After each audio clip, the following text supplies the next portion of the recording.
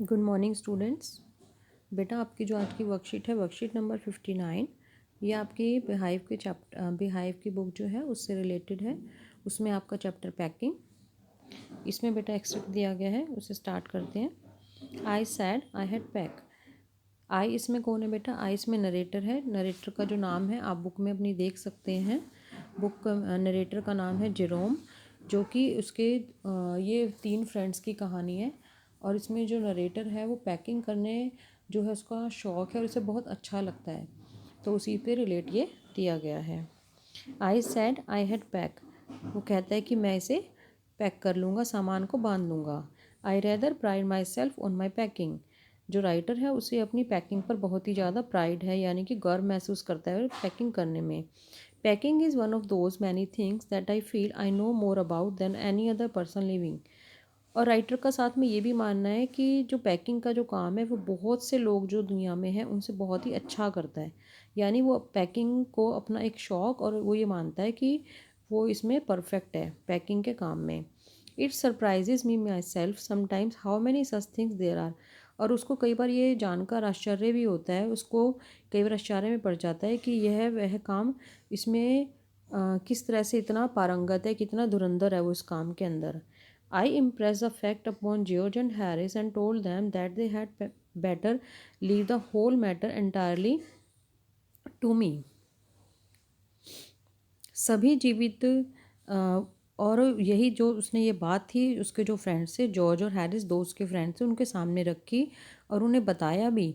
और उन्होंने उसने क्या कहा कि आप ये जो पैकिंग का जो एक काम है ये मेरे ऊपर पूरी तरह से छोड़ दें। They fell into the suggestions with a readiness that had something uncanny about it.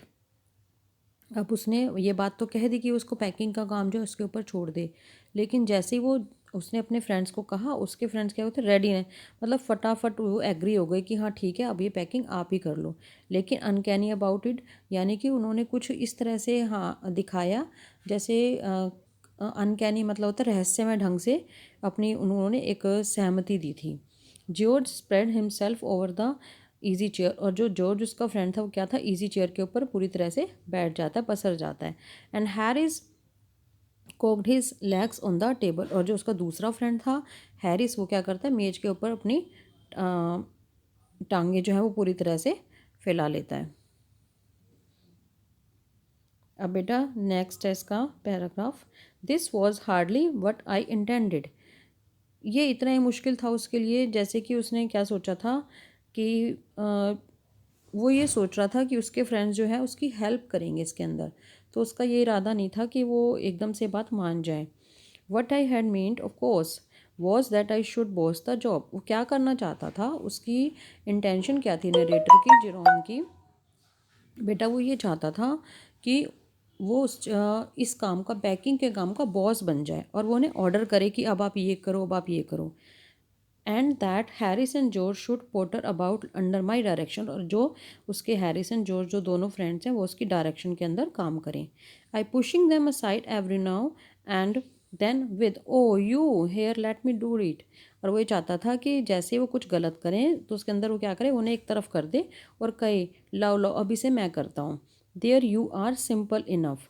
अब मतलब वो अपना क्या दिखाना चाहता था वहाँ पर, उसका ये रिएक्शन था कि वो उनको पैकिंग सिखाना चाहता था, ना कि वो खुद से पैकिंग करना चाहता था। उसका ये मानना था कि वो पैकिंग के काम में पारंगत है तो दूसरों को सिखा दे। As you really teaching them as you might say they are taking it in the way they had irritate me.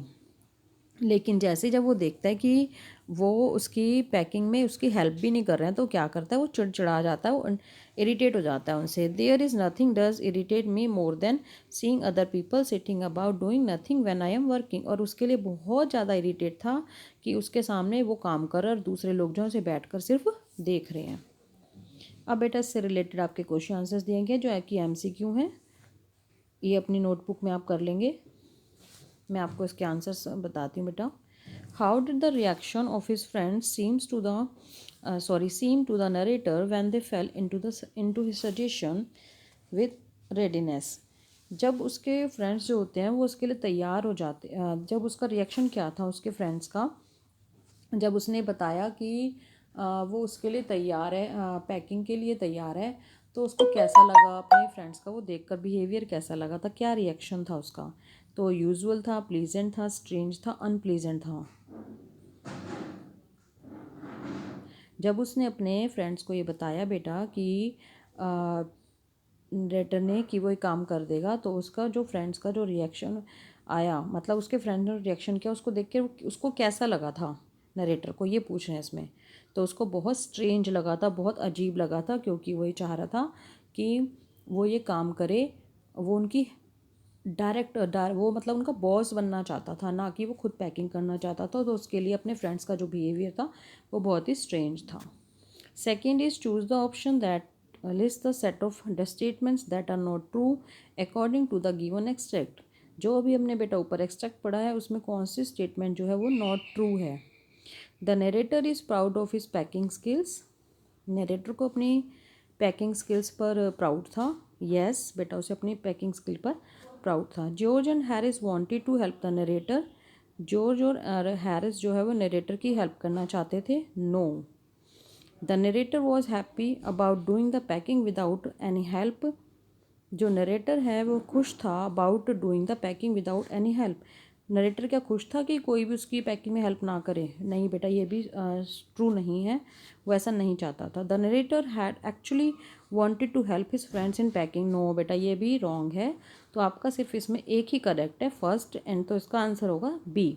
Second, third and fourth जो है वो नॉट ट्रू है। उसके बाद बेटा हमारा है third question, pick the option that correctly classifies facts and opinion.